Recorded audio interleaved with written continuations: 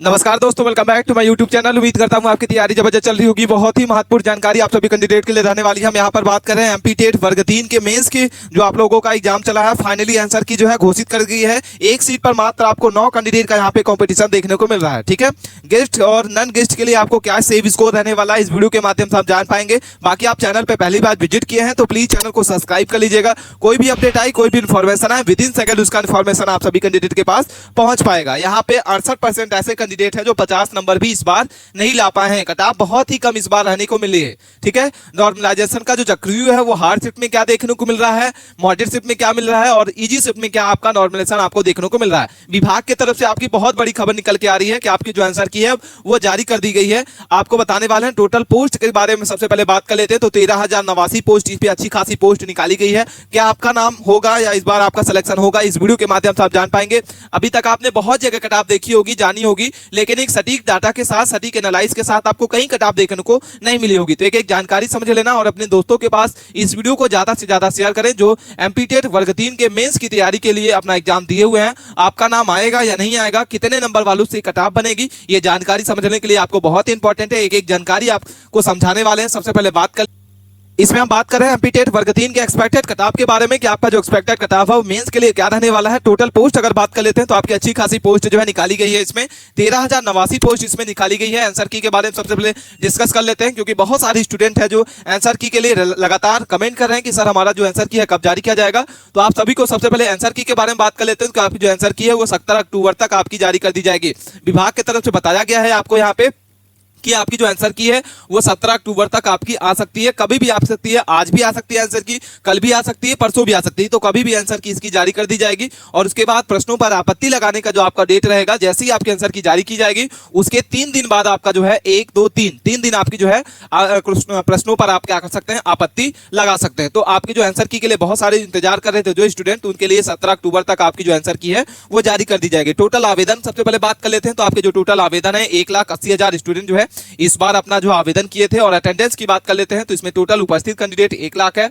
मतलब आपके 78% स्टूडेंट हैं जो अपना एग्जाम यहाँ पे 100% दिए हैं। और सबको इंतजार है कि हमारा नाम आएगा या नहीं आएगा, क्योंकि ये मेंस का एग्जाम है। इसके बाद आपका फाइनल सिलेक्शन होगा। तो कंपटीशन आपका जो है एक सीट के लिए 9 स्टूडेंट का यहाँ पे कंपटीशन देखने को मिल जाता है, जिसमें टोटल पोस्ट आपकी जो है वो 13,089 पोस्ट है। स्कूल एजुकेशन डिपार्टमेंट की अगर बात करते हैं तो 10,150 पोस्ट अच्छी खासी यहाँ पे पोस्ट निकाली गई है। और ट्रिपल एल की बात करते हैं तो यहाँ पे आपकी 1523 है। और विकलांग के लिए आपको 1400, यहाँ पे आपकी 29 पोस्ट निकाली गई है। टोटल मिला के आपकी जो पोस्ट है वो आपकी 13,089 पोस्ट, अच्छी खासी पोस्ट यहाँ पे देखने को मिल जाता है। इसके बाद एग्जाम के बारे में बात कर लेते हैं तो आपका एग्जाम जो चला है वो 9 अक्टूबर से लेके आपका जो है 13 अक्टूबर के बीच में आपका एग्जाम चला है, जिसमें आपकी कौन सी शिफ्ट आपकी हार्ड पूछी गई थी, कौन सी शिफ्ट आपकी मॉडरेट पूछी गई थी, ये जानकारी समझ लेना। आप जिसमें अपना एग्जाम दिए हैं वो आपकी शिफ्ट हार्ड पूछी थी या मॉडरेट थी, ये जानकारी समझ लेना। और इसी के हिसाब से आपके मॉडरेट और आपके हार्ड के हिसाब से ही आपका जो नॉर्मलाइजेशन है वो आपका बढ़ने वाला है। ठीक है, तो यहाँ पे अगर बात कर लेते हैं 9 अक्टूबर,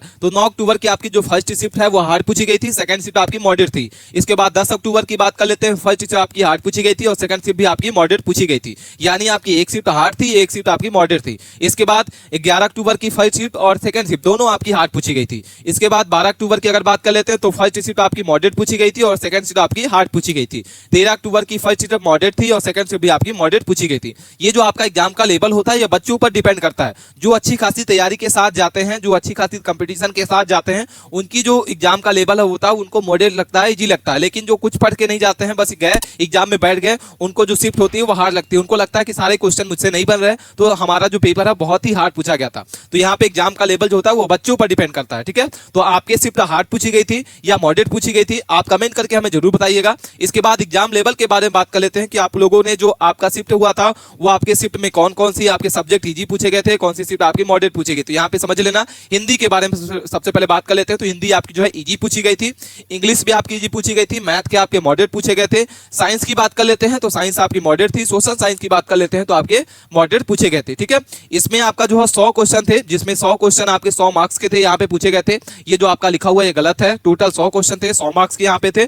प्रश्नों पर आपत्ति अगर बात कर लेते हैं तो प्रश्नों पर आपत्ति जी हाँ लगाई जाएगी। और बोनस अंक आपको कितने मिलेगा, तो जैसे ही आप क्वेश्चनों आंसर की जारी की जाएगी तो जितने क्वेश्चन जो होंगे पत्ती लगाए जाएंगे, उसके हिसाब से हम आपको बताएंगे कि बोनस मिलेगा या नहीं मिलेगा। ठीक है, इसके बाद हम बात कर लेते हैं कि आपकी जो कट ऑफ है वो क्या रहने वाली है। तो सबसे पहले प्रीवियस ईयर के डाटा को समझ लेते हैं। जो आपका प्रीवियस ईयर का कट ऑफ थी वो 150 नंबर की, तो 150 में आपको समझ लेना होगा। उसके बाद एक्सपेक्टेड कट ऑफ जो आप लोगों का अभी मेंस का एग्जाम चला है उसमें आपकी क्या एक्सपेक्टेड कट ऑफ रहेगी, ये जानकारी समझना बहुत ही इंपॉर्टेंट आपके लिए है कि आपका नाम मेंस के लिए आएगा या नहीं आएगा, और डॉक्यूमेंट वेरिफिकेशन के लिए आपको क्या क्या डॉक्यूमेंट रेडी करके रख लेना होगा। सारी जानकारी स्टेप बाय स्टेप बताएंगे, तो आप वीडियो के अंत तक बने रहें। अपने दोस्तों के पास इस वीडियो को दबा के शेयर करें। तो सबसे पहले प्रीवियस ईयर के कट ऑफ को समझ लेते हैं। तो गेस्ट के लिए अलग कट ऑफ बनी थी और नॉन गेस्ट के लिए आपको अलग कट ऑफ थी। तो यहाँ पे जनरल के लिए आपको 100 नंबर आपका यहाँ पे मेल कैंडिडेट का था और फीमेल के लिए आपको 96.20 था। ओबीसी की बात करते हैं तो 100 पॉइंट आपका 47 आपका जो है मेल कैंडिडेट था, 94.63 आपका फीमेल कैंडिडेट का यहाँ पे एवरेज स्कोर देखने को मिला था। ठीक है, इसके बाद ईडब्ल्यूएस की बात कर लेते हैं तो 100 पॉइंट आपको 39 आपको यहाँ पे गेस्ट के लिए प्रीवियस ईयर की कट ऑफ देखने को मिली थी, इतनी गई थी। और अगर हम फीमेल कैंडिडेट बात करते हैं तो 96.02 आपके यहाँ पे फीमेल के लिए कट ऑफ गई थी। इसके बाद एससी की बात करते हैं तो 91.29 आपकी मेल कैंडिडेट की थी और एसटी के लिए आपको 75.44 आपको यहाँ पे मेल कैंडिडेट का यहाँ पे गेस्ट के लिए प्रीवियस ईयर का कट ऑफ यहाँ पे देखने को मिला था। वहीं अगर हम नॉन गेस्ट की बात कर लेते हैं तो मेल के लिए आपको 110.17 आपका मेल कैंडिडेट जनरल के लिए था और फीमेल के लिए आपको 105.07 आपका जो है फीमेल कैंडिडेट के लिए यहाँ पे देखने को मिला था। अगर हम ओबीसी की बात करते हैं नॉन गेस्ट के लिए तो 105 पॉइंट आपका था 26, और अगर हम बात कर लेते हैं फीमेल के लिए तो 102 पॉइंट आपका 83 आपको यहाँ पे देखने को मिला था। 105.54 आपका यहाँ पे मेल कैंडिडेट ईडब्ल्यूएस के लिए था और 103.17 आपका जो था वो फीमेल कैंडिडेट के लिए यहाँ पे एक्सपेक्टेड कट ऑफ देखने को मिला था। इसके बाद 99.66 आपका जो है एससी के लिए फीमेल कैंडिडेट मेल कैंडिडेट और 93.74 आपका जो है फीमेल कैंडिडेट नॉन गेस्ट के लिए यहाँ पे आपका कट ऑफ देखने को मिला था। तो ये प्रीवियस ईयर का डाटा हमने आपको बता दिया कि क्या कट ऑफ पिछले साल आपकी गई थी, जो पिछले बार आपका एग्जाम चला था। उसके बाद एक्सपेक्टेड कट ऑफ 2025 के बारे में बात कर लेते हैं। जो आप लोगों का अभी एग्जाम चला है उसमें आपकी क्या एक्सपेक्टेड कट ऑफ रहेगी, ये जानकारी आपको समझाने वाले हैं। अगर आप कितने नंबर बन रहे हैं तो आप जरूर 100% आपका मेंस में नाम आएगा।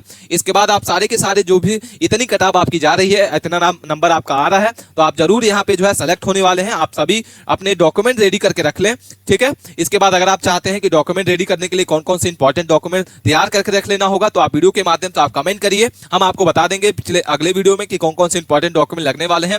जैसे कि अभी आपका वर्ग 2 का एग्जाम चला है, उसमें बहुत सारे बच्चे जो है कंफ्यूजन में आ गए थे कि कौन कौन से हमें डॉक्यूमेंट जो है रेडी करके रख लेना होगा, क्योंकि जैसे ही कैंडिडेट का नाम आया सिलेक्शन के बाद तो बहुत सारे स्टूडेंट छटपटा गए थे कि हमारे क्या क्या डॉक्यूमेंट रेडी करके रख लेना होगा। तो ऐसा आपके साथ ना हो, आप कमेंट करके हमें जरूर बताइएगा कि आपको कौन कौन से डॉक्यूमेंट रेडी करके रखना है, हम आपको वीडियो के माध्यम से बता देंगे। सबसे पहले गेस्ट फैकल्टी की बात करेंगे, नॉन गेस्ट की बात करते हैं। तो सबसे पहले जनरल की अगर बात करते हैं, मेल कैंडिडेट 62 से 65 नंबर के बीच में रहेगा, और अगर फीमेल कैंडिडेट की बात करते हैं 60 से 63 नंबर रहेगा। ओबीसी की बात करते हैं तो 60 से 63 नंबर मेल कैंडिडेट और 59 से 60 नंबर आपका फीमेल कैंडिडेट का रहेगा। ठीक है, ईडब्ल्यूएस की बात करते हैं 60 से 62 नंबर आपका मेल कैंडिडेट का रहेगा और 59 से आपका 60 नंबर के बीच में फीमेल कैंडिडेट का यहाँ पे देखने को मिलने वाला है। एससी की बात करते हैं 55 से 58 नंबर आपका मेल कैंडिडेट का रहेगा और 52 से 55 आपका फीमेल कैंडिडेट का। अगर आपका इतना नंबर बढ़ रहा है जरूर आप यहाँ पे मेंस में यहाँ पे सेलेक्ट होने वाले हैं, आपका नाम जरूर आएगा। एससी की बात करते हैं 50 से 53 नंबर है मेल कैंडिडेट, 50 से 55 आपका रहेगा फीमेल कैंडिडेट का रहने वाला है। ठीक है, इसके बाद नॉन गेस्ट की बात करते हैं, मेल के लिए 67 से आपका 70 नंबर है, फीमेल कैंडिडेट 65 से 70 रहेगा, 65 से 68 आपका ओबीसी के लिए मेल कैंडिडेट, 62 से आपका 65 फीमेल कैंडिडेट, 65 से आपका 58 आपका जो 68 नंबर आपका रहेगा मेल कैंडिडेट ईडब्ल्यूएस के लिए, और 61 से आपका 64 के बीच में फीमेल कैंडिडेट का ईडब्ल्यूएस के लिए रहने वाला है। 60 से 63 नंबर आपका रहेगा नॉन गेस्ट के लिए, एससी कैटेगरी के लिए मेल कैंडिडेट, और फीमेल के लिए आपको 55 से 59 नंबर आपका रहेगा। इसके बाद एसटी की हमने बात कर लिया, एसटी की बात कर लिया, तो ये जानकारी आपको समझने में आई होप समझ में आई होगी। आप वीडियो कैसी लगी कमेंट करके आप